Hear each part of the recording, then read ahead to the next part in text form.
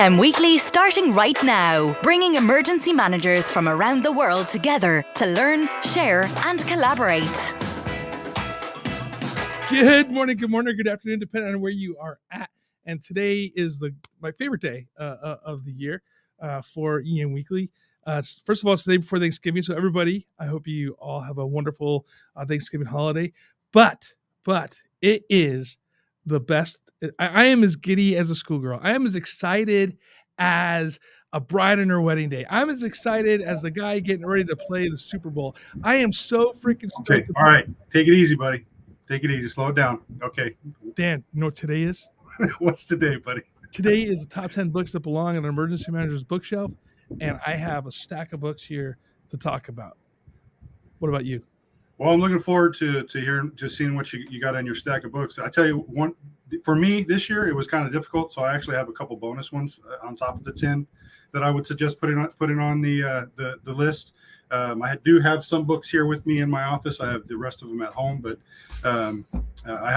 this was a hard year for me. I mean, this has been a year of reading and, when you're stuck, everybody's stuck at home, right? We should have done this last year where everybody's stuck at home and you give them all these books to read. But this was a hard year for me because of, I paired a bunch of books together that would go good together with other. So if you read one book, if you read the next book, then it goes together, right? So I got excited about it too. I'm not excited as a schoolgirl or anything, but did you pair it like a bottle of wine with a good, that's something you could do too. I don't drink wine, but if I did, I guess you would. Now, what about, before we start talking about the books on our bookshelf, the books that we were recommending, and also we will bring in the people's vote as well later on. But we have a special guest, and she's a good friend. She's been around with EM Weekly before, with talk about communication and stuff. But however, she has written her first book. It's a children's book. Soraya Sutherland, welcome to EM Weekly. Thank you, guys. So first of all, congratulations on your book. I know it's they're always it's a labor of love, and sometimes, or maybe more. But let's talk about your book and how you got to where you're at and whatnot. So, what's the name of your book? So it's a book about safety, and I wrote it because emergencies can be very scary for children, especially talking about them. And actually they can be scary for adults even as well. And so when I wrote the book, I sat down to really provide a resource and a guide to help parents and children kind of navigate those conversations with language and concepts that they easily understand. And so actually a lot of these topics and questions and conversations that are in the book are questions my kids came home from school with and sat down and asked me, and, thinking forward, how would I talk to children? How did I have the background, right, to be able to address it appropriately, but a lot of parents don't.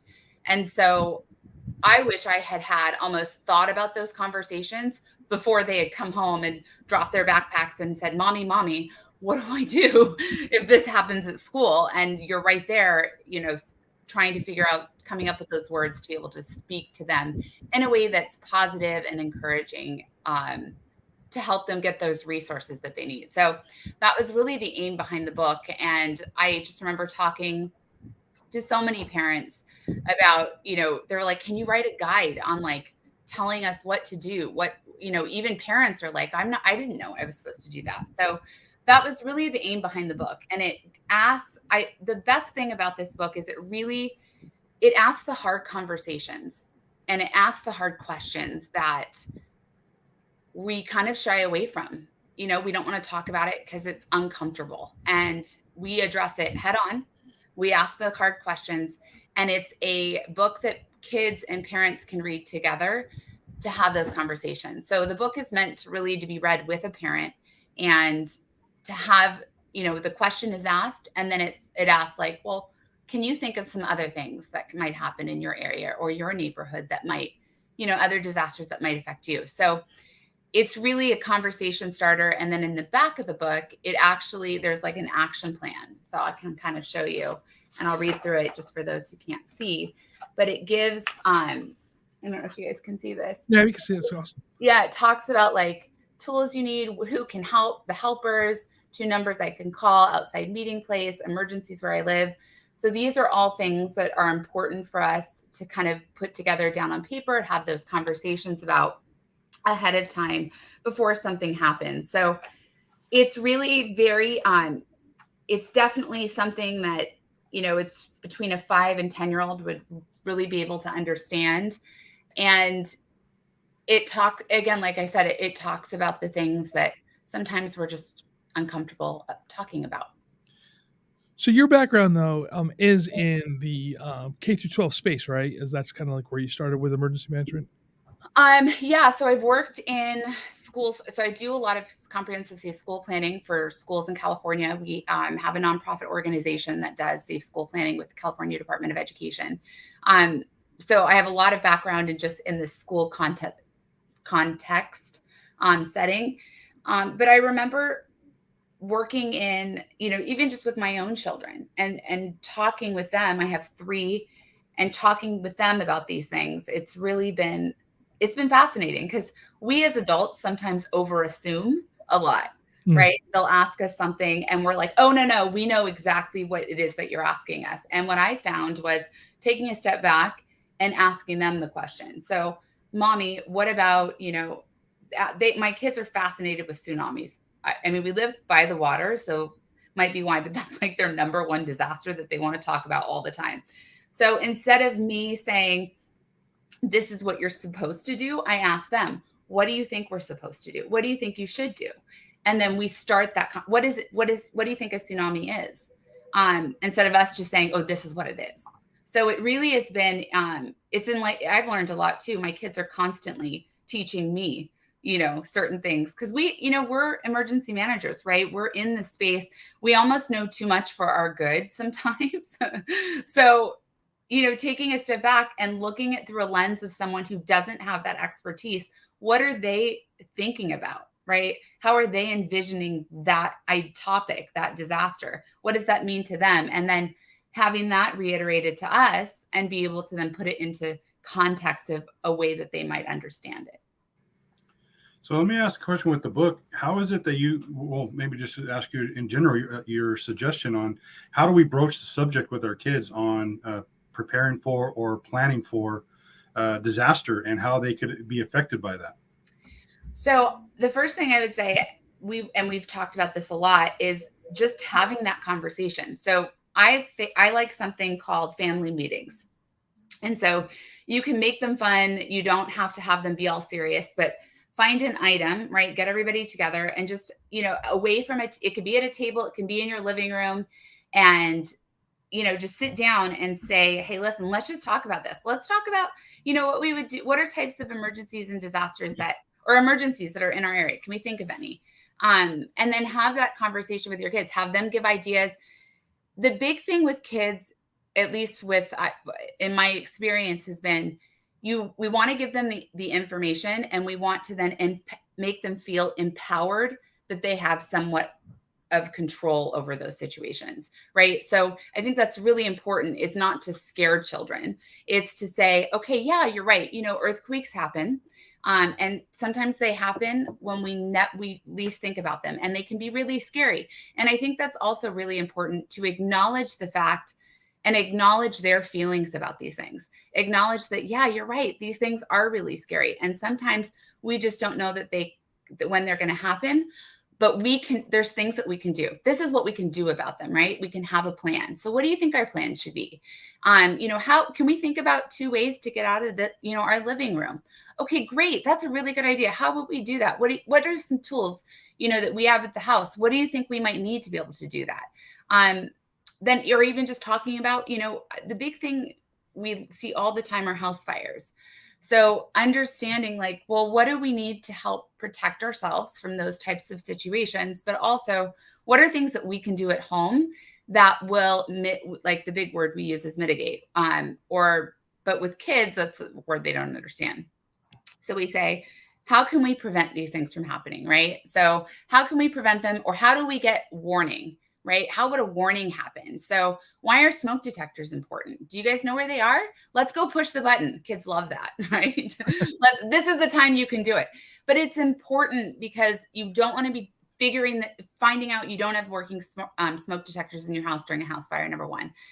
Number two, it's important for them to be able to hear it and be part of the process, but include them in the process, because now not only, it's like they say, you give them the resource and skills and then you show them what to do with it, right? So now if you've included them in that process of developing a plan or coming up with, putting an emergency kit together or whatever it may be, they now feel that they have a little bit of control over a situation that can sometimes be very scary.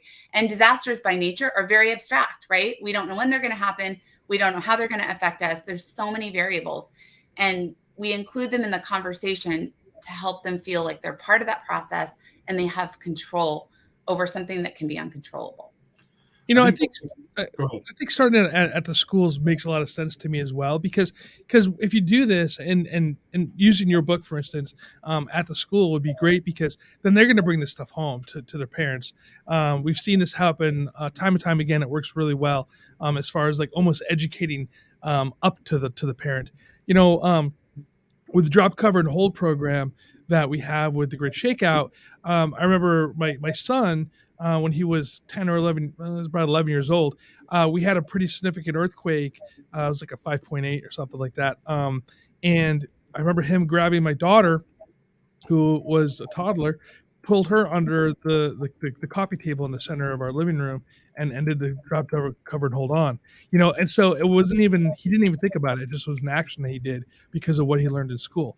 Now that he's 18, I don't know if you do that now, but but when he was little, it worked for him, right? So doing this, I think, is a brilliant step in getting people prepared. When I was in New York last week, if those of you guys watched it, Craig Fugate specifically stated that if we want to get the culture of preparedness to occur, we have to start with the youth, and I think this is a great step forward. So congratulations on that, Dan. I know you had a question. Well, it was more of a comment. And because it made a very good point, because we ultimately we try, sometimes we think on a bigger scale than we need to. We think about disaster, right? Well, it could be a very localized in your home, that it could be an emergency situation that turns into a disaster for a family, but like a fire. But what's important is doing the training and the drilling with your kids, because I mean, just in my home specifically, there's only one way that my kids could on their own go outside, because all of my locks are high. So in the middle of the night, if I can't get to them, knowing that they can't go that way because they can't open the door. Right. So these, my sliding doors in my house, I have a lock on the top that I push, so I could reach it, but my kids can't get to that, so you got to practice that. And I think that's a great way to start, is by just a simple home evacuation drill. Where are you going to go in the middle of the night? If I can't get to you because there's a fire blocking me from you, where are you going to go? How are you going to get there? And where are you going to stay until I get to you? That type of stuff. So I think it's a great, just sometimes we think bigger than we need to. We need to think more in our home. Absolutely. And in the book, we talk about a 2-minute drill, and you can do an evacuation drill, and we make it fun. We get on mommy's phone. We set a timer for 2 minutes, and I tell my kids, we're going to go get what we think we need, right, for an emergency, and we're going to leave the house and we're going to go to our meeting place. So we set the timer, and the first couple times you do it, it's kind of funny because, right, it's just chaos, right? Kids are running everywhere, and by the time you get outside, you're like, this is what you thought was important to take with us. But it's important to practice it, because like Todd, like you were saying, in schools, they teach drop, cover, and hold. They're teaching this stuff in schools now. We as parents are like, we don't need to shy away from this stuff, because we need to be able to, they're teaching it in schools. Let's start reinforcing this stuff at home and having that conversation. We don't need to be shying away from it. It's really important. Daniel, to your point about the locks, we have the same situation. And when my oldest was really young, we would talk about, what would you do? Because she couldn't reach it. So I taught her to climb up on a chair to pull the lever, the lever. Now, obviously I'm not telling a 4-year-old to do this, but as she got a little older, and felt more confident in, being able to do it, that's what I taught her to do. And we talked about it. And the other important piece is find a meeting place outside your home, because if you are not able to physically get to your children and you can get out of the house, if they know where to go, then you all meet at that location, right? The last thing you want to be doing is not knowing where your children are, or not knowing where your loved ones are, and you don't want to go back into the house. So we really teach that. And then lastly, the last thing I'll say here, teaching kids not to hide from firefighters. And it's something that we consistently see children get scared. They look scary, right? In a house fire, they look very scary with their helmets, and sometimes they have their big jackets and oxygen, and sometimes they're carrying an axe, and children can get really scared and they hide. And so one thing about this is take your kids to a fire station. Now that things are reopening, take them to a fire station and ask firefighters to put on all their gear. Hey, listen, do you think you could just put on your gear? I just want my kids to be able to see what you look like, that you're a normal person and that you're here to help them. And it's instilling that trust, where we talk about helpers in our community, who are helpers in our community, and that conversation with your kids. And really throughout the book, you don't realize it till you kind of get to the end, but we're helping develop situational awareness with our children. And this is a lifelong skill that when we can teach them at the young age, that they can take with them throughout the rest of their life. And this is one of those skills I feel like we are desperately we are lacking with all the different distractions that are now kind of taking over in our society. Hey, Buddy Rice has a really good question. He goes, does her book come in a presentation type media? Fire prevention teachers would use it as a resource. Ooh,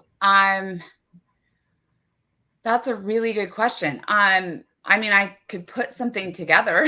Might be worth the time.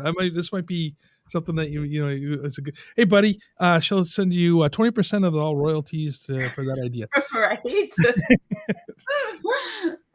No, that's a really good idea. I know that there's some local fire departments have ordered it for like their tours to give out at events and things like that.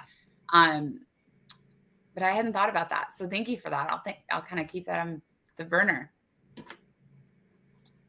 So, Soraya, how can people find your book? So you can find it on A Kid's Book About. So A Kid's Company About writes books, lots of different books, and they partner with experts in the field to write topics on everything from anxiety to depression to even suicide. And so they had reached out to me to do this book about safety, and you can buy it through A Kid's Book About website. And they do that to keep the integrity of the authors and the content that they publish. So you can get it online through A Kid's Book About. And we'll make sure that we put that link in our show notes as well. So if you're driving down the road where your pencil's not sharp, don't fret. You can just click the button on that. Hey, we got to take a quick break. When we come back, let's talk about the best books that we should have on our bookshelf. So Dan, I know you're back there listening. Remember when we took a look at this thing called Voltron? Yeah. Yeah. What do you think of Voltron? When we saw the presentation, I thought it was amazing. The interaction you could have in the incorporation of gameplay to exercises, I think once it hits the market and people actually start utilizing it, I think it's going to be outstanding for what it can do for the preparedness and testing an organization's readiness. Absolutely. I think it's going to be a game changer. And I think, in a year or two, everybody's going to be using Voltron when they go to their exercises and training. And you can find more information about Voltron with our friends over at Disaster Tech. If you go to disastertech.com, look on there and you can go contact us and ask a question and see if you can get yourself a free demo of what Voltron is and how it can improve your training and exercise program. Because at the end of the day, we need to do more training exercise, and like spending all the time writing all the measles and doing all that planning is very time consuming and costs money. This is going to save you money and time, and it will save lives. So remember, disastertech.com for all your training and needs. So Dan. Yes, sir. Let's bring Soraya back into the game here. All right. So top 10 books on an emergency manager's bookshelf. And then I'm going to go first because it's my prerogative. So I'm going to take it and I'm going to go first. And so the first book that's on my list right now, and because we're talking about readiness, right? And using Soraya's book specifically for children. Jeff Schlegelmich wrote a book called Rethinking Readiness. I'll put it right back here and here so I can remember guy can take a look at it. Rethinking Readiness right there by Jeff. It's a great book on the idea of what is readiness, what is preparedness, how do we really get to the culture of preparedness, and I highly recommend that book for the top 10 books that belong on an emergency manager's bookshelf. And should I put a caveat on there? Not just put them on your bookshelf, but read them as well. So, Soraya, you go next. Okay, The Unthinkable. I love this book by Amanda Ripley. As you can tell, I didn't like it very much because I only tabbed and wrote all over it. This is a phenomenal book.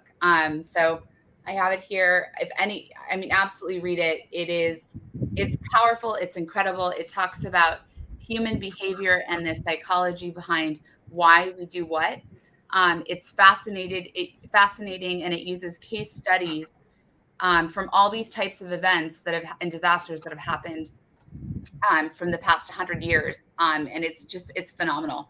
I'm a public communicator, so love it.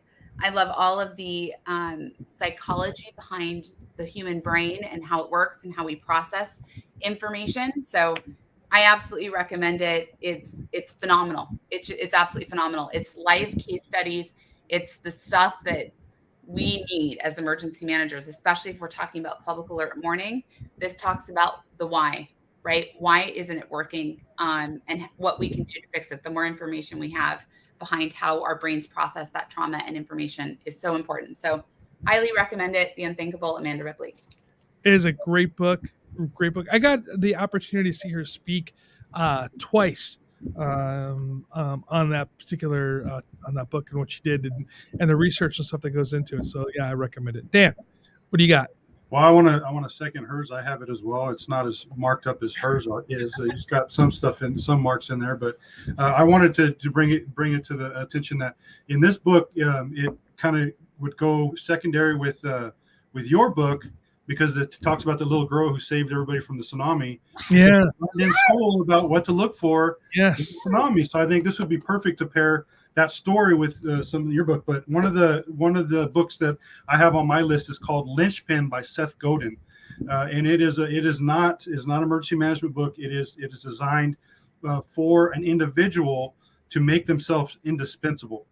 And as emergency managers, we are indispensable. We don't always make ourselves that. We don't always let others see how indispensable we are, how important our work is, and why it's important that we're around.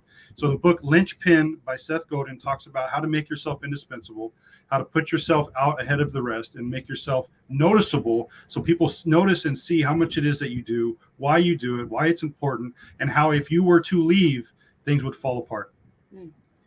that's great. That's a great book too. Now my next book is Antifragile by Taleb, and I have marks in here too. That's my book. That's my fancy bookmark right there, because I have that page saved. Yep. And so Antifragile. If you guys have heard my talk about anti-fragility, it's really changed the way I really look at what resiliency can be in the community. Randy Collins recommended this book to me. Oh, I'm sorry.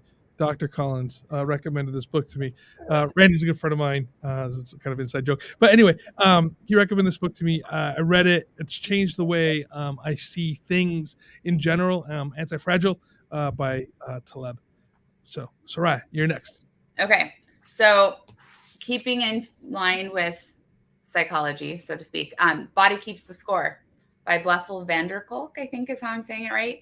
And it studies, it's talking about how trauma affects the human body and how we process it and how it comes out in different ways and facets throughout our entire life and how we make decisions. What I think is really interesting is it starts with the Vietnam vets and what happened in Vietnam, and studying kind of their behaviors and what was triggering and experiences that they had, and how that, essentially started what was the first signs of PTSD, is what we call it now, and how that's morphed into all of this behavioral science behind human behavior. So I recommend it. I just kind of started it. It's not as tabbed up yet. I've only got through, it looks like the first 50 pages. So definitely recommend it. And he's actually speaking at UCLA next week. And you can do, it's a live webinar you can register for. So if anybody's interested. I'm interested. Yeah. I can find the link. Yeah, we'll share that. We'll share that out with everybody. On my list, it's the second by Seth Godin, is called "This Is Marketing." I've been on a kick this year, and I think it's a direction that I'm going to go for the rest of my career. Is on the how essential it is for an emergency manager to market not only themselves, but but what it is that we do. We need to be marketing what we do, how we do it, why it's important, how other people can get involved. And I feel like it's a lot of, we keep it to ourselves. A lot of emergency managers kind of sit in their office. They don't engage the community. And I think we need to put ourselves out there more. And so this is Marketing by Seth Godin, talks about the importance of getting in front of people, how to get in front of people, and the best ways to go about getting your message heard. Yeah, producer Brian over there is jumping up and down and is in the production booth, and he's excited about it because he always talks about the idea of what we need to be selling.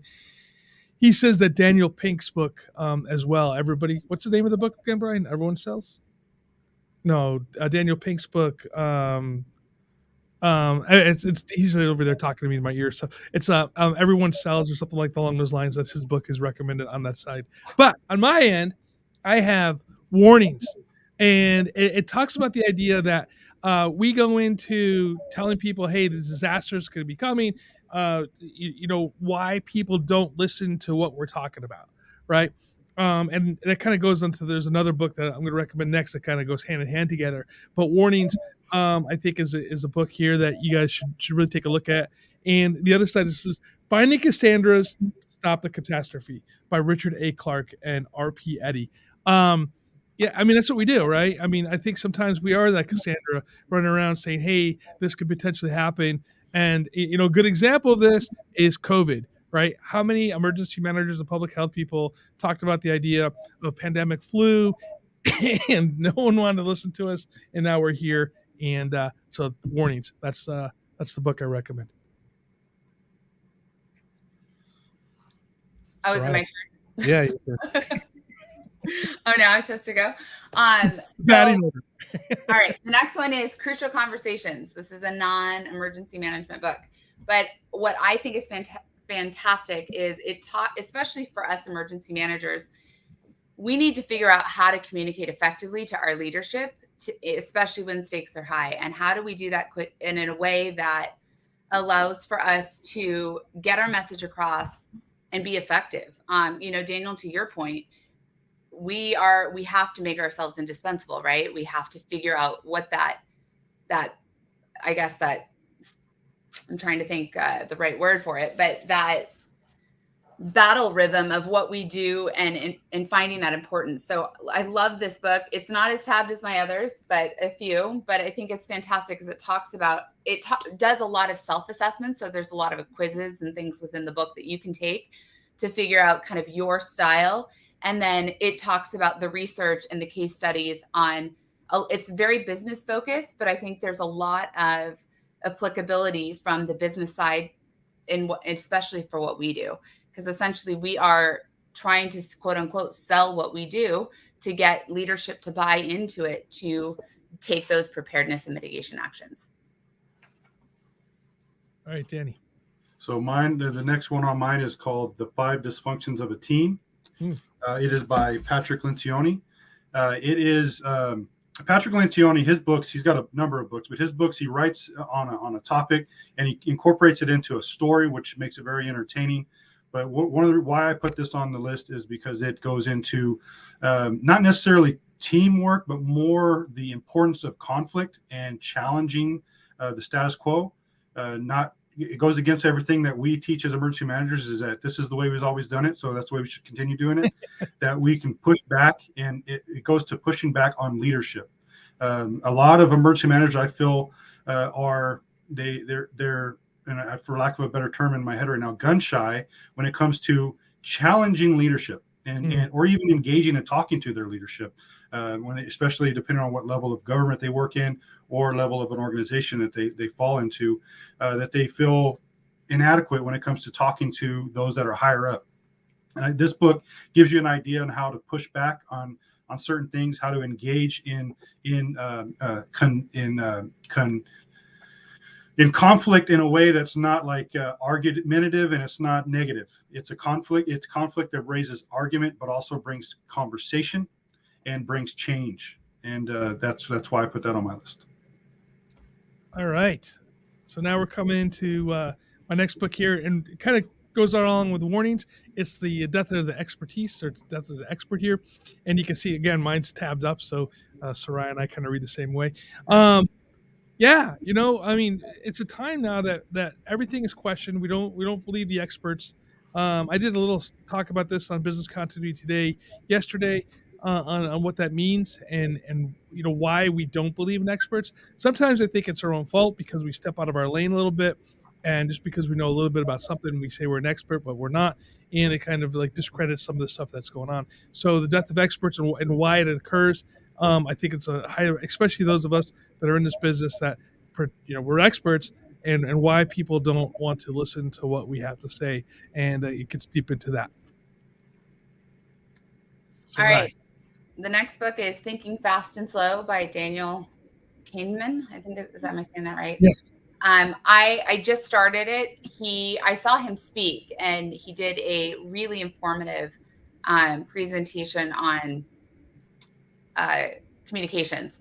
And so this is one of the books. He talks a lot about Aristotle and how Aristotle was the first of men. He was actually the first to talk about the art of persuasion and how applicable it is to what we do in every aspect. So it's actually, interestingly enough, he's got a Nobel Prize in economics. And Yeah. I'm learning more and more that our profession and our world is so intricately tied to so many other fields. And it's so fascinating. So it's going to be a long book, and I guarantee you it's going to look like the other ones that I have with lots of highlighters and tabs. So definitely recommend that one. All right, Dan. I'll tell you what, on that book, because I've read that book, and I actually have it in hard copy and on Audible, and it will challenge your way of thinking, and it will make you want to change the way you think about certain things. That book. So I enjoy, after you finish reading it, I'd like to have a conversation with you about it. The next one I have on my list is called Infinite Game by Simon Sinek. Great book. It talks about game theory and how everything, and it ultimately it's written about business and how we go about business and leadership. But one of the reasons why I put this on here is, and I'm a big Simon Sinek fan, but the concept behind game theory is that we're constantly in either a finite or an infinite game. And the way we go about our lives and our career and the way we do things, we need to rethink how we approach what we do. Because there are no winners in life, right? There are no, life is infinite. My life though is finite. So how we do things and how we wanted to leave an infinite legacy in what we do. And so when we go about, and how I approach it, emergency management is a disaster itself is finite. It has an ending. It has a beginning and ending. But disaster management in general, it's going to be infinite, right? There's always going to be another disaster that we're going to have to plan for, respond to, and recover from. And the way we do that is by changing the way we do things. The way we've done things in the past, we need to change that. And this is in kind of addition to reading this book, and kind of where I'm going with some of my research, is the difference in the application of common practice versus best practice, because those two things are not interchangeable. And I feel like there's a lot of people say, well, that's best practice, but it's not best practice. It's common practice. A lot of people do it. That doesn't make it best practice. So we need to change the way we do things so that the common practice becomes best practice. And that's why I put that on my list. All right. So it's talking about economics and economists. So Franz the Economy, who was one of my grad students, and she actually, does some work here with Ian Weekly as well now, recommended this book, Essentialism. And as you can see, again, all tabbed out. But what it does is it goes through the idea of decision making and like why you need to like get down to the core essentials of what you're doing. And it's not like one of these books. It's like, about cleaning out your closet, right? It's more along the lines of cleaning out your brain and being able to say no to things. As I think sometimes as emergency managers, we tend to say yes, and the next thing you know, our plates are full of stuff that really isn't within our wheelhouse, and we start doing other things outside of our core mission. So, Essentialism by Greg McKeown. So that's my recommendation. All right. So the other one I would recommend, it's called The First 90 Days by Michael Watkins. And it's great for emergency managers that are moving from different disciplines in emergency management or just different positions. And it talks about how the first 90 days are so critical to your success or failure in an organization. And the things that you need to recognize and identify about yourself and your styles sometimes aren't transferable from organization to organization. And so what might have worked really well at one organization and you excelled in may not necessarily work. So it's talking about adaptability, understanding how important that first 90 days is, establishing, your rhythm, your process in moving your agenda or vision forward, and how to do that successfully. I don't have a physical presentation because I have a book because I have it on audiobook, but it's fascinating. It's your phone. Right? It's not. It's actually written down all over my notes. But no, it's. I would recommend it. Anybody, any emergency manager, actually anybody going from, even to a different job. It's definitely a book to read. It says The First 90 Days by Michael Watkins. All right, Danny. That's on my list, by the way. The First 90 Days is on my list. I haven't got it yet, but it's on my list of things to give. But my next book, it was on my bonus list as well for Essentialism.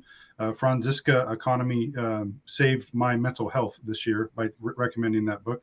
But it goes in conjunction and paired nicely with the classic 7 Habits of Highly Effective People. You pair this book with Essentialism, and you will become such not only just general better practitioner of what you do, but just it'll aid your mental health, your physical health, and the way you go about day to day. So 7 Habits of Highly Effective People. You can see mine's all tabbed up. I mean, I've read this multiple times, but pairing it and actually applying the techniques in this book on first things first, and taking care of yourself, and prioritizing what you work on, when you work on it, and the importance of the things that you work on will definitely make you better at, in general, just your day to day. Emergency management aside, which this is great helping you do that, but just in general, living your life day to day on how to prioritize what it is that you do and how to take care of yourself while you're doing it. All right. So my next book is Stories That Stick. And the reason why I say this is because one of the things that we have to learn to do better as emergency managers is become storytellers.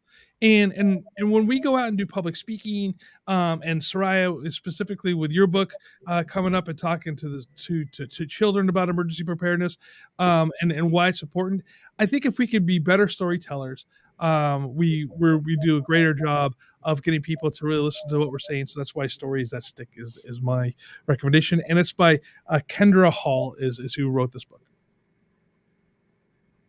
I mean, I feel like how many books have we done so far? Okay. The other one I would recommend is The Color of Law by Richard Rothstein. We were in a leadership symposium with the Naval Postgraduate Institute and talking about equity, inclusion, and diversity.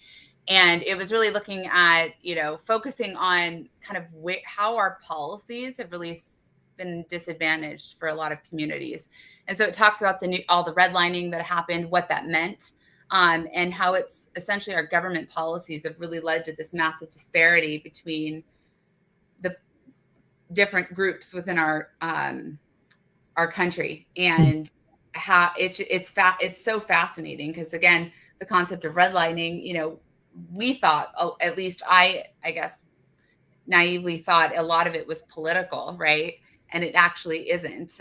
There's more meaning to that, why they put those maps in place. And essentially, they always talk about how the rich get richer and the poor get poorer in disasters. Mm-hmm. And it's that huge divide between, I like it, thank you, the huge divide between the rich and the poor, and how it's so disproportional. Now, I really want to know where they say the research supports it. I mean, I'm not getting any richer after disasters. Definitely getting poorer, but there's a lot of research at it. So it's research out there on it. So The Color of Law is another really great book. All right. And Eileen says we have 18 books so far. So thank you for that counting for us. Thank you for keeping us on track. All right, Danny. I pulled a book out that I had on my shelf that I'd read a couple times based on conversation you had last week. Is Our Iceberg is Melting by Oh John. yeah. This is a great book on for an emergency manager we see things that others don't, and then when we try and tell them, they don't believe us. So you have to show them, and then you get somebody else on your side, and then they help you spread the message. And this book is great on telling you how to do that. Awesome. All right, my next book right here is Inevitable. It's talk about technology and really gets into the idea of what technology is doing, the Internet of Things, and how it's really going to change our lives. And it's really changing how we do things as emergency managers. One of the conversations I've been having a lot has been like the self-driving vehicles, electric vehicles, the reduction of vehicles in some places where people want to get into more mass transit and stuff like this. How do we do evacuations and things like this, and how technology impacts how we communicate with people? So that's why I recommend this book. It's by Kevin Kelly, by the way. All right. Are we still going? Yeah, 2 more books, and then we got to see what those in the on the voting did, and then we're done. Okay. So The Thank You Economy. That's my next one. This is a fantastic book. I've read it a few times, but a lot of it, one thing I got from this, and actually if you've heard me speak on kind of how on emergency notifications and how they function and work, I got a lot of it from this book, and how a lot of it talks about like social media, how social media is so drastically changed, and how our communal like neighborhood marketplace has gone from your neighboring hair salons and coffee shops to it's just gone online. The same whole concept's just now gone online, and how word of mouth is just so drastically changed from general, face-to-face conversations to instantaneous, right? So it's a fantastic book. I absolutely recommend it. It talks about a lot of the changes in our society that have happened over the past 10 years, and how it draws a lot of those parallels between what used to be and what is now, and how to then, it's not so different. It's just happening in a different format. So great book. All right, Dan. All right, I'm going to go ahead and look and refer to the Ian Weekly poll that we did for the best books, 10 best books. And the one that's ranked number 1 is A Paradise Built in Hell, The Extraordinary Communities That Arise in Disaster by Rebecca Solnit. And that was 6 votes we got on that, which I think that I have not heard of that book actually, so I'm going to look into that. The big ones came in number 2 by Dr. Lucy Jones. Great. It's a good book. What's number 3? Number 3 is Upheaval, How Nations Cope with Crisis and Change by Jared Diamond. Great book. 4. Warnings, which you had mentioned. The next one is the 10X Rule by Grant Cardone. That's a great book for business. I have looked at that book. I haven't read it all the way through, but that's a good book. I like Grant in his approach on selling. The Premonition, a pandemic storybook by Michael Lewis.